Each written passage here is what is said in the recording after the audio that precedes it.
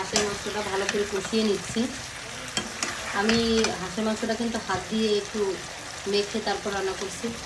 আমার দাদিকে দেখতাম সব মশলা একত্রে দিয়ে তারপরে মানে হাত দিয়ে মেখে তারপর রান্না করতাম। আমিও সেম রাফি নিয়ে আসছে গ্রাম থেকে, তো এটা কেটে রান্না বসিয়ে দিলাম। নগদে নগদ এটা একটু রান্না করে খাই। চিংড়া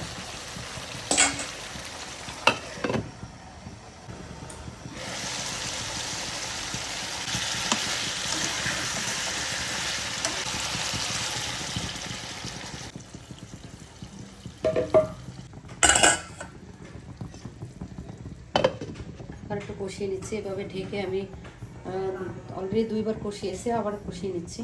তো এভাবে আর একটা বার কষিয়ে নেবো, তারপর ঝোলের পানি দেবো।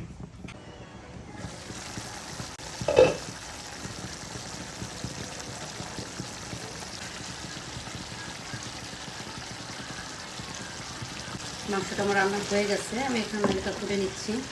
যাতে মাখা মাখা হয়ে গেছে, এর থেকে আর বেশি ঝোল রাখবো না।